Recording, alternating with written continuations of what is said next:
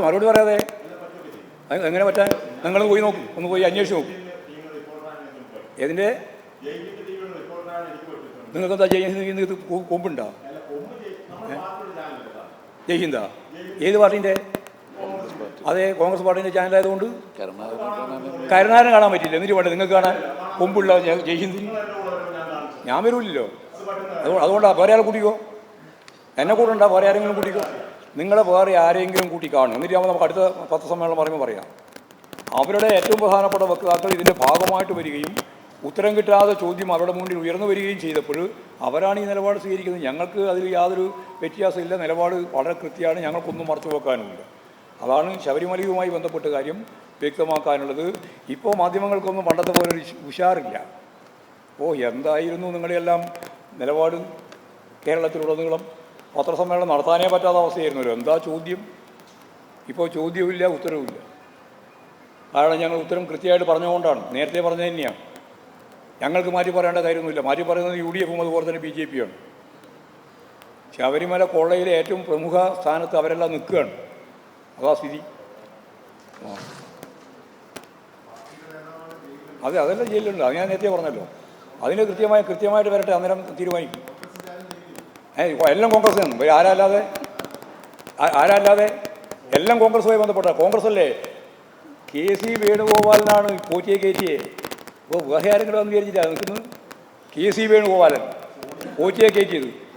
അപ്പോൾ അയാൾ ജയിലല്ലേ? അല്ല, ഈ പറയുന്ന ആൾ ജയിലല്ലേ? ഈ പറയുന്ന മുരാരി ഉൾപ്പെടെയുള്ള എല്ലാം ജയിലിലാണ്. അവരെല്ലാം കോൺഗ്രസിൻ്റെ പ്രധാനപ്പെട്ട വക്താക്കളായിരുന്നു. ഞങ്ങളതൊന്നും പറയാനിട്ടാണ്. അവരെല്ലാം കോൺഗ്രസ് നേതാക്കന്മാരും പ്രവർത്തകരുമാണ് അതാത് മേഖലയിൽ. അങ്ങനെ മാത്രം ഞാൻ പറഞ്ഞില്ലല്ലോ. കോൺഗ്രസ് ഉണ്ടെങ്കിൽ കോൺഗ്രസ് ഉണ്ട്, അതുപോലെ BJP ഉണ്ടെങ്കിൽ BJP ഉണ്ട്. എന്ന് പറഞ്ഞാൽ ഇപ്പം വന്ന വളരെ പ്രധാനപ്പെട്ട ഈ വിഭാഗങ്ങളെല്ലാം ഇതിൻ്റെ അകത്ത് രണ്ടെണ്ണിൽ പെട്ട് തന്നെയാണ്. ഒന്നും പെടാതൊന്നുമല്ല. ഞങ്ങൾ അത് സംബന്ധിച്ച് കൃത്യമായ നിലപാട് അന്നും പറഞ്ഞിട്ടുണ്ട്, ഇന്നും പറഞ്ഞിട്ടുണ്ട്. ചാർജ് ഷീറ്റ് കൊടുക്കുമ്പോൾ എന്താണ് ചാർജ് ഷീറ്റ് എന്ന് മനസ്സിലാക്കിയിട്ട് ആവശ്യമായ നിലപാട് പത്മകുമാർ ഉൾപ്പെടെയുള്ളവർക്ക് നേരെ ഞങ്ങൾ സ്വീകരിക്കും. അതിൽ മറച്ചു വെക്കാൻ ഞങ്ങൾക്കൊന്നുമില്ല. അന്നേ പറഞ്ഞിട്ടുണ്ട്, ഇന്നും പറയാതെ. അതുകൊണ്ട് അത് പറഞ്ഞിട്ടാണ് പറയുന്നത് നടന്നത്. ഇപ്പോൾ അത് പറഞ്ഞാൽ നിങ്ങൾക്കും പറയാൻ സാധിക്കാത്ത അവസ്ഥ വന്നു. ശരി, അടുത്ത ഞാൻ പറഞ്ഞിട്ടില്ലല്ലോ. ഇല്ലല്ല, സോണിയ ഞാൻ മലയാളത്തിൽ ശരിയായ മലയാളത്തിൽ വളരെ നിർത്തി മനസ്സിലാകുന്ന രീതിയിലാണ് പറഞ്ഞത്. ഈ ലോകം മുഴുവൻ കേൾക്കുന്നില്ല ഇത്. നിങ്ങൾക്ക് മാത്രം മനസ്സിലാവാതെ എന്താ? അത് ഗൗരവപൂർവ്വം ആലോചിക്കേണ്ടതാണ്. ഞാൻ പറഞ്ഞു ഇത്രയേ ഉള്ളൂ സുഹൃത്തെ. സോണിയാഗാന്ധിയെ സാധാരണ രീതിയിൽ കാണൽ തന്നെ പ്രയാസം അല്ലേ? ആണോ? നിങ്ങൾ പോയാൽ പറ്റി സോണിയാഗാന്ധിയെ കാണാൻ പറ്റുമോ? അല്ല, നിങ്ങൾ പത്രപ്രവർത്തനമാണല്ലോ, കാണാൻ പറ്റുമോ നേരിട്ട്? എന്താ മറുപടി പറയാതെ എങ്ങനെ പറ്റാൻ? നിങ്ങൾ പോയി നോക്കും, ഒന്ന് പോയി അന്വേഷിച്ച് നോക്കും. ഏതിൻ്റെ? നിങ്ങൾക്ക് എന്താ ചെയ്യുന്നത്? കൊമ്പുണ്ടോ? ജയ്ഹിന്ദാ? ഏത് പാർട്ടീൻ്റെ?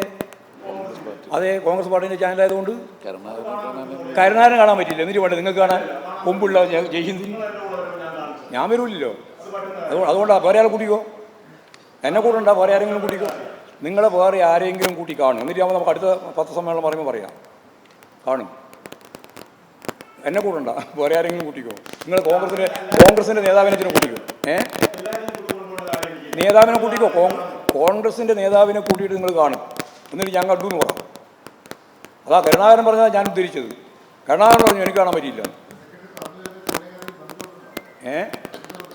ഞാൻ പറഞ്ഞതിൻ്റെ അകത്ത് എന്തെല്ലാം ഉണ്ടോ അതെല്ലാം ഉണ്ട്.